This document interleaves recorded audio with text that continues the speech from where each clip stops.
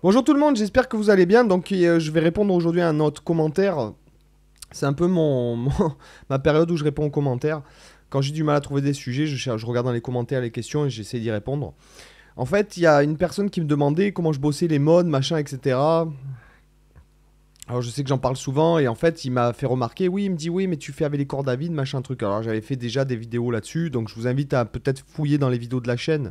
Et on ne doit pas être loin des 300 vidéos sur la chaîne en ce moment, là, à partir de là.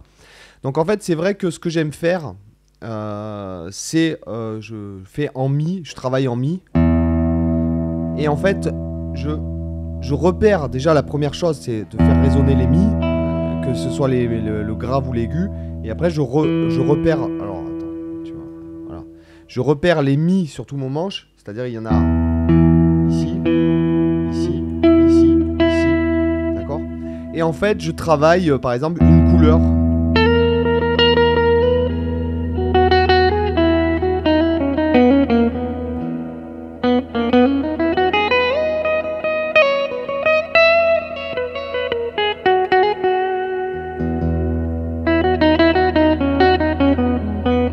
Je travaille une autre.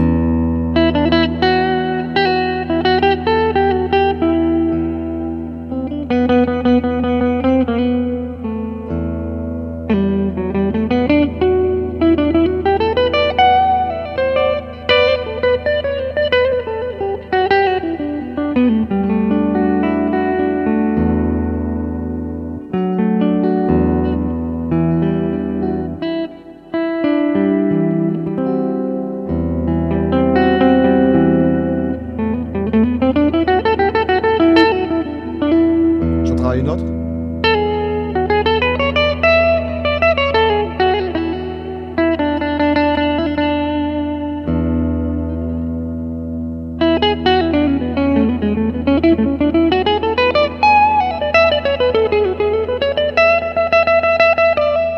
Vous voyez ce que je veux dire? Là, par exemple, j'ai fait successivement, j'ai fait le mode lydien, j'ai fait le mode éolien et j'ai fait le mode mixolydien. D'accord? Vous voyez, là, on se rend vraiment compte quand on enchaîne comme ça des couleurs et qu'on teste les intervalles. Voilà, il y a plusieurs façons de faire. Des fois, je fais avec la corde à vide, comme ça.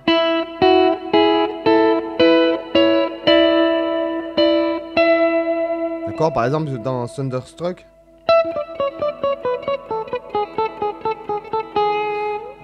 on fait le mode mixolydien. Bon, normalement, c'est en si. Là, j'ai illustré en... Donc, Thunderstruck, ça peut être un bon...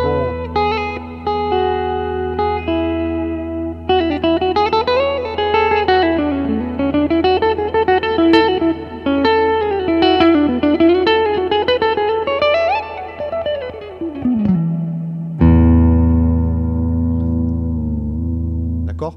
Voilà, et même pour les modes un peu bizarres, etc. Vous voyez, souvent je fais la corde à vide, donc n'hésitez pas à laisser résonner, écouter ce que les intervalles donnent.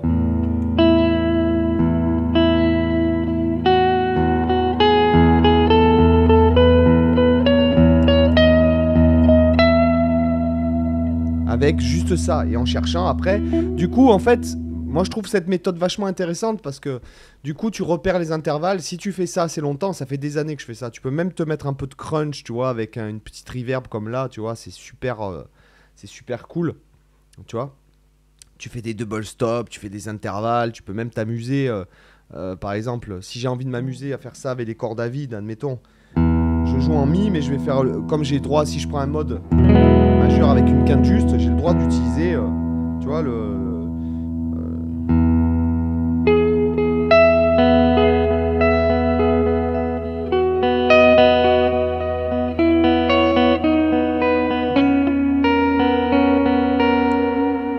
tu vois, avec la corde à vide de si, tu vois.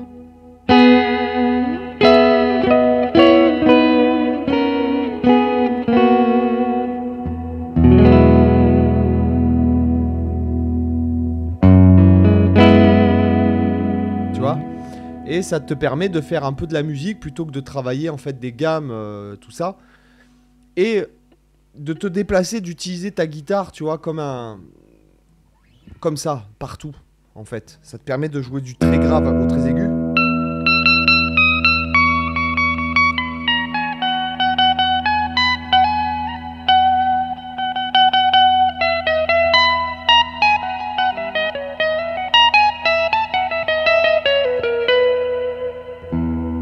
Tu vois, ça te permet d'exploiter ton instrument et justement d'être plutôt dans la pensée mélodique et en fait dans la création de musique plutôt que de bosser. Moi, franchement, bosser les gammes et tout, tu vois, comme ça, je peux plus en fait. Et je préfère passer du temps à faire ça en fait. Voilà, à repérer les intervalles. Je sais plus qui c'est qui me posait la question dans un commentaire, mais je préfère bosser, mais en fait, pas bosser, mais jouer en fait. Là, je m'amuse, tu vois, quand tu fais ça, mais moi, je peux rester 2 heures à faire ça, hein.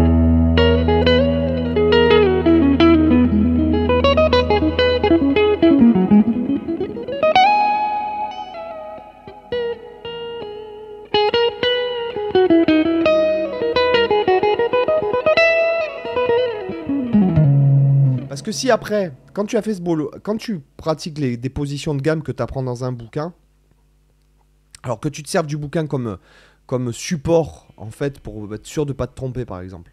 Ok. Mais si jamais tu bosses tes modes comme ça, en repérant les intervalles par rapport à mi, parce que inutile de te dire que quand ça fera un mois que tu fais ça en mi, en fait, ton mi sur le manche, tu sauras le repérer, tu vois, par rapport. Donc ton mi partout sur le manche, ce sera facile. Tu repéreras par rapport à mi, tous les intervalles, en fait. Et surtout, si tu arrêtes de bosser, ça, tu le perdras pas, c'est acquis.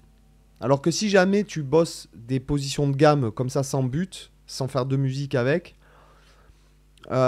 tu les retiendras pas en fait.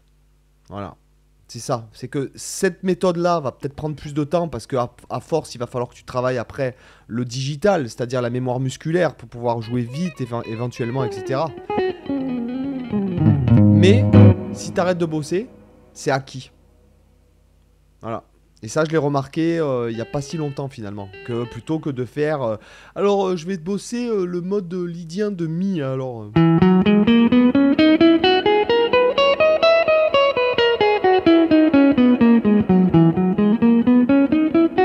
Bien sûr, bosser les gammes. C'est important pour la mémoire musculaire. Hein, parce que sinon, il n'est pas possible de faire ça par exemple. Voilà. Là, c'est de la mémoire musculaire, mais.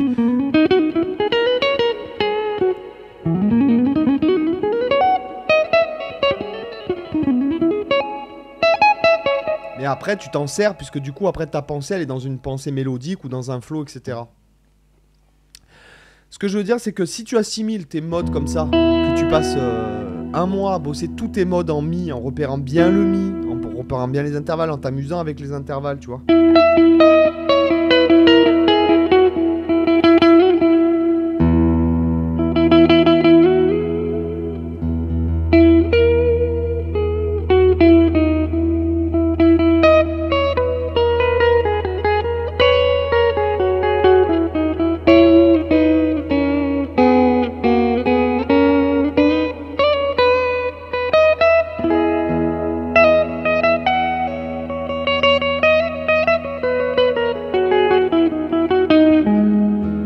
Même mettre une boîte à rythme et te faire un mi comme ça, tous les 2 mesures, etc.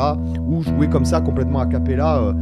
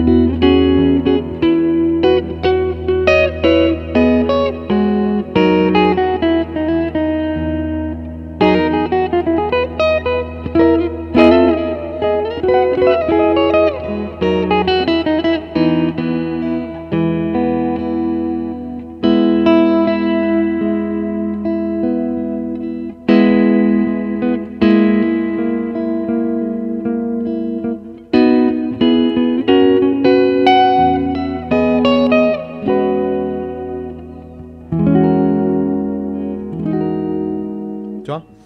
Et là, même si tu as fait ce boulot-là en t'amusant, En fait, tu vas apprendre beaucoup plus naturellement. Tu vas faire travailler ton oreille parce qu'en fait, ton oreille, elle va vouloir entendre quelque chose.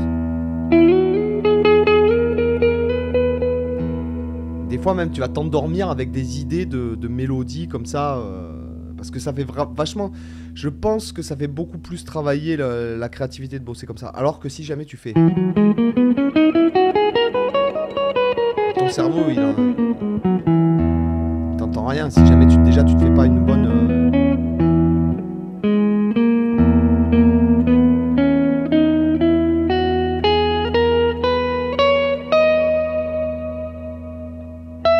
Tu vois, et tu commences à entendre des valeurs de notes, des notes qui appellent des autres, etc. Donc je vous recommande vraiment de bosser les modes comme ça. Comme ça, plutôt que de bosser... Alors, oui, il faut avoir un support pour bosser les gammes, etc. Bien sûr, c'est pour le digital. Mais là, on parle d'idées musicales. Encore une fois, posez-vous la question de savoir pourquoi ce sont les guitaristes qui galèrent à apprendre leur mode, alors qu'aucun pianiste... Aucun pianiste, il y a pas... T'imagines, il y a pas autant de vidéos sur les modes pour le piano, parce que pour le pianiste, c'est évident, les modes. J'espère que ça vous a intéressé, les gars. Je vous dis à demain pour une autre vidéo. Bye.